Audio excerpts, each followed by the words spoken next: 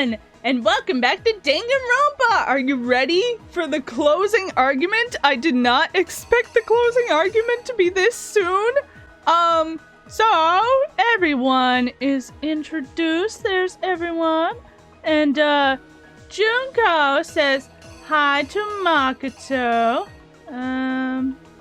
Maybe, this one? And she says hi to Makoto. And then she steps on Monokuma, and she gets impaled, and it was actually Mukuro, and she dies. And then the Mastermind brings Mukuro / Junko into the biolab, and then puts her in there. And then we skip to Act 4, where the Mastermind tries to kill Makoto in his sleep, and then we get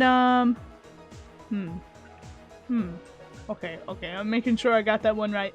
Then we get Kyoko here to save Makoto, and Kyoko intervenes. Actually, maybe more accurately this one, and then the other one is cute. No, never mind. Maybe the knife? The knife? Okay, hang on. I'm figuring it out. This is before the confrontation, so this is Kyoko stepping in. There's the knife. Then we have Kyoko and the Mastermind. There we go. Then the Mastermind leaves, and then the Mastermind puts Mukuro's body as Junko on the ground, and then puts their stuff on her. Okay, so the body's on the ground, and then wait. Mask. Okay, then body is on the ground with the jacket and the mask. Then Genocide Jill tries to take the mask off, and then the Mastermind sees that, and then the body detonates, and oh wow, this is the ending one! I thought it was gonna be way longer. And then the body is destroyed, and I guess that's it. Yeah. I think that's it. I might have got a part wrong, but I'm pretty confident. Okay. We met the ultimate fashionista, Junko Enoshima, right after we all arrived here. But that wasn't the real Junko. She's an impressive actress. The girl we saw before us was actually the 16th student who had taken Junko's place. And that girl's name was Mukuro Ikusaba. Act 2. She died. But it wasn't long before she died at the hands of Monokuma. In other words, the Mastermind. Junko Enoshima. Okay. Oh, that's right. Her body was kept in the biolab, which had been converted into a morgue, until Junko decided to put her body to use. Junko dragged the body out of the biolab, using the tarp to carry her to the garden. She fabricated the murder to try and frame Kyoko, who'd proven to be one big thorn in her side. Meanwhile, she wanted us all to think that Mukuro was still alive and hiding somewhere inside the school. Oh no, I didn't lay out my reasoning right! No, I got the part wrong! Okay. Well, maybe that wasn't it yet. Maybe it was the knife first, and then this happened? Maybe. Let's try that.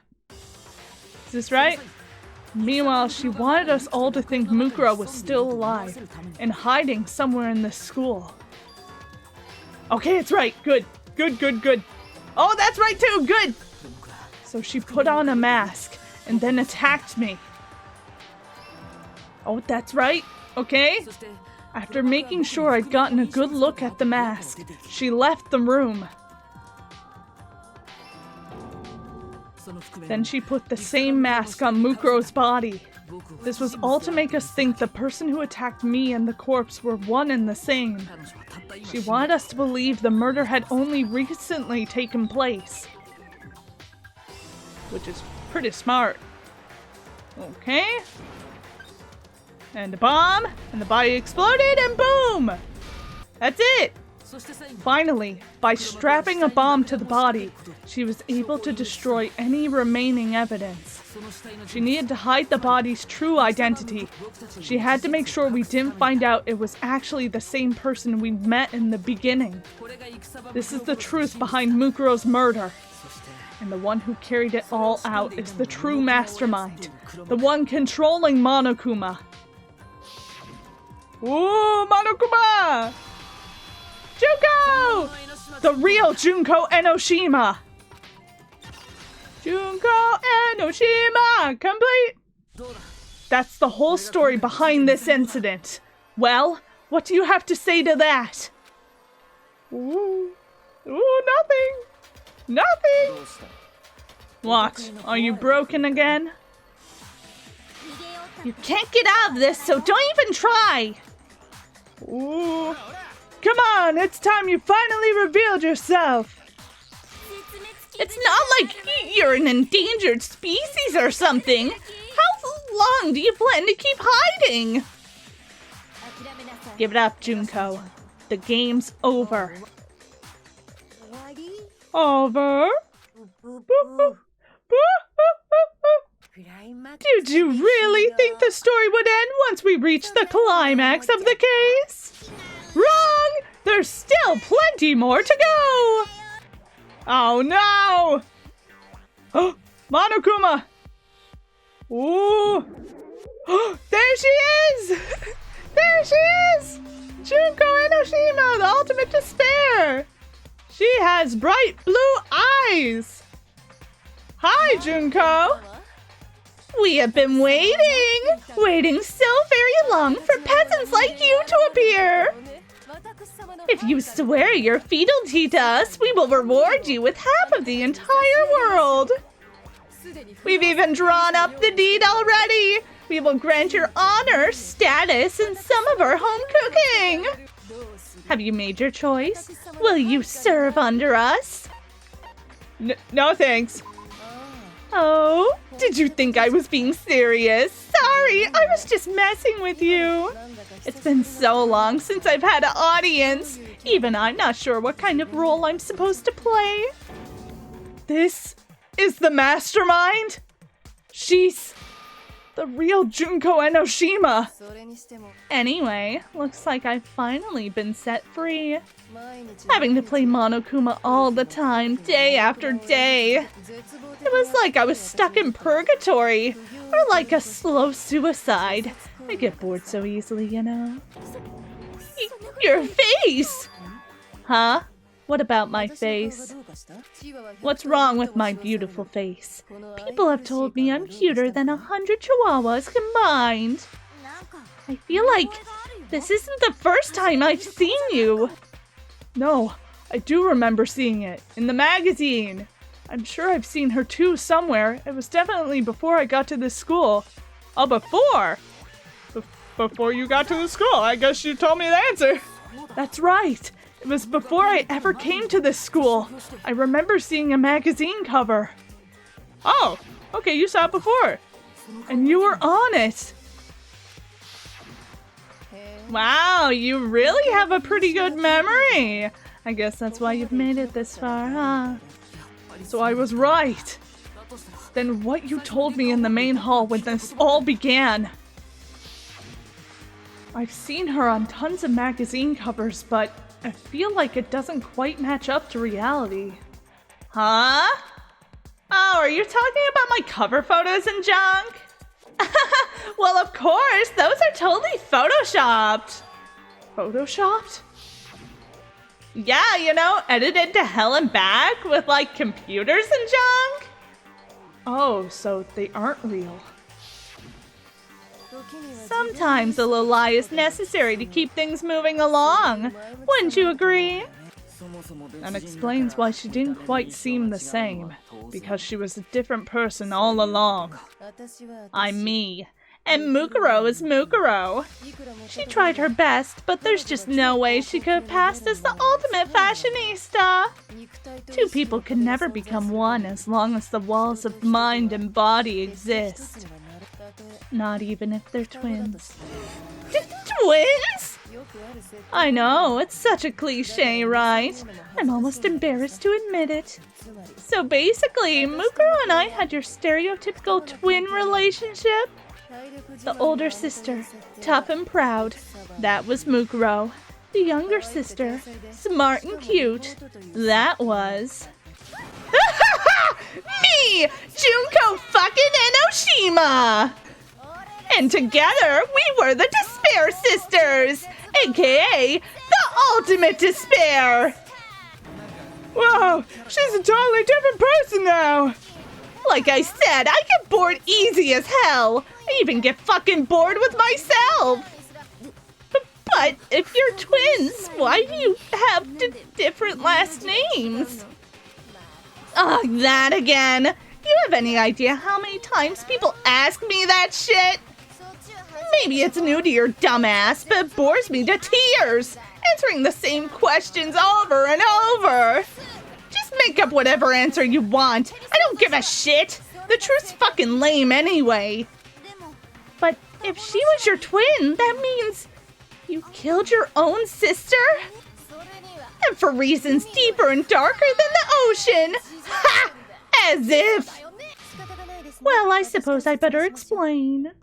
Oh my gosh, she has a ponytail now! For my plan to work, someone had to be able to control the killing game from behind the scenes. The so-called Mastermind had to operate Monokuma, keep an eye on everyone, things like that. But after looking at the situation, I determined it would be impossible for Mukuro to perform such duties. Because naturally, she turned out to be the letdown of the family, leaving me behind to run off and join some band of mercenaries. Such a disappointment. So, I decided to play the role of director and have her join the rest of you in your school life. I could have let her work alongside me, but she would have been useless to me that way. Besides, 15 students seemed like a solid number to start with. Of course, the fact that she was the ultimate soldier posed something of a problem. She had what I call the 3 atrocities. Atrociously rank, atrociously filthy, atrociously repulsive. It was atrociously clear just how out of touch she was with the rest of society.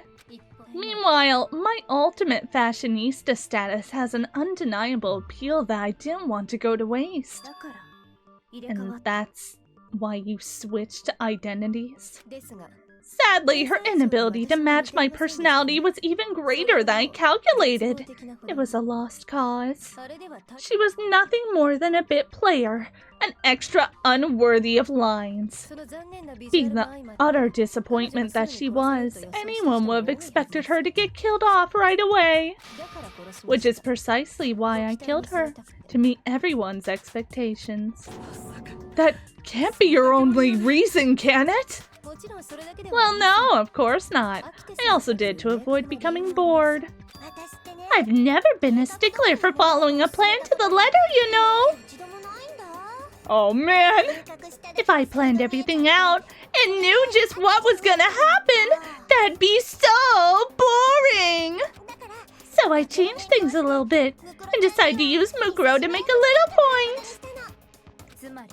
In other words, Mukuro's death was a one-sided, premeditated act of betrayal. Just as I suspected. When Mukuro was killed, she must have been as surprised as anybody else. Aw, man! What? Huh? That wasn't supposed to... Why? Me? So you figured it out? Well, you're right. There's no way Mukuro could have pulled off such a convincing performance. But she did teach you all a very valuable lesson, don't you think? How can you talk like that? Yeah, with the ooh-woo voice and everything. You sacrificed your own sister. How does that not even bother you? What? I sacrificed her? That's what got you so hot under the collar? Jeez, misunderstanding sure are crazy. We were the ultimate despair, you know, so we never had any kind of hope or expectations. No, I felt despair as long as I can remember, like I never should have been born at all. When I was born, I cried tears of total despair. So that's why for us, it's not a big deal whether we die or kill. We're just those kinds of people. We can do anything. We've always been filled with despair, so when we do something, we gotta go all the way and live without regret. So you just murdered your own sister and didn't think anything of it? That's not true at all. We were twins. How could I not be sad? That's why it gets me so excited. Huh? Killing my precious sister with my own 2 hands. The act is filled with so much despair, you can't help but put a super in front of it. It's like super, super, super, super, super despair. No, more than that. Super, super, super, super, super, super, super, super, super, super, super, super, super despair. It just feels so good. What the hell is wrong with you? And my sister, too. In that moment of death, I think she must have felt that despair. After all, to be murdered by your own sister, and only as an example to someone else. She must have died feeling an excruciating hopelessness. I'm so jealous of her. Super jealous. I knew you couldn't be just some ordinary person. There's some kind of abnormality. Turning your own despair into some kind of fetish. Abnormality doesn't even begin to describe it. Like, genocide Jill is crazy for sure, but, this is a whole nother level of nuts! You're saying I don't compare to some lowly beast that can only kill the weak, right? So I'm hopelessly attractive, hopelessly brilliant, hopelessly athletic. I'm the hopelessly perfect ultimate human. No, I don't think there's anything perfect about anything you just said. Yeah, Master's way more perfect, because on top of everything else, he's got that noble blood. Huh? Don't you mean had the noble blood? What did you just say? What do you mean by that? You still haven't figured that part out yet? Man, you guys are so slow! You haven't even solved all the mysteries, and yet here you are, yapping away! Are you talking about our memories? You've already solved this mystery, right? I'm the killer, so how about the next one? Maybe you should solve the riddle of your missing memories, then start your gloating. Damn straight, that's exactly what we're going to do. We're going to solve all these mysteries. And then we'll have our victory. I can't wait. Alright, then let's get straight to the point. What memories did you steal from us? She's not gonna say. When the group pictures were taken, and those interviews, it must mean... I got it! It must have something to do with our entrance exams! No fair, at least give us a hint! Your brains are like sponges, all drippy and leaky. I already gave you a hint before. All the memories you lost share something in common with a few other things. Do you recall? Thinking back to what Monokuma told us, the memories that were stolen from us, it must be related to, the motives? The motives! That's what Monokuma told us! You're talking about the motives you provided to try and get us to kill each other, right? So you do remember after all. Well, I would hope you wouldn't forget about something so important. It was stupid of me to ask. I apologize from the bottom of my heart for my bad manners. So then, let me ask you another question. Did you notice that each motive I presented you had a specific theme to it? The theme? Yep, you got it. So that's my question to you all. When Sayaka was murdered, what was the theme of the motive I presented? The theme of the motive Monokuma gave us for the first murder. Monokuma gave us those DVDs. On my DVD was footage of my family. On Sayaka's was her and her friends. They had a dream they all shared. So for the first murder, the motive given was human connections. Human connections! The driving force behind the motive you presented us with at that point was human connections. Ding, ding, ding, you got it. Remember those DVDs I gave you guys? Each video showed the total destruction of your most important relationships. For example, your family. For example, your friends. I ruined all those relationships and showed you the results. It was to motivate your desire to escape and kickstart your urge to kill. But still, what a crucial thing to do. You're the one that did it! Yes, well, I'm perfectly happy to accept your disapproval. Okay, time for the next question! So what was the theme for the second motive? For the second murder, the motive's theme was... That's when we got those weird envelopes from Monokuma. I gotta say, doing Junko's voice switches is fun. Mine mentioned how I used to wet the bed. So the theme of that time was... the past. Or secrets. It was our past, right? Yay! Makoto got it right again! That time the theme was... embarrassing memories and secrets! Yeah! And the whole reason Mondo did what he did was to protect his secret!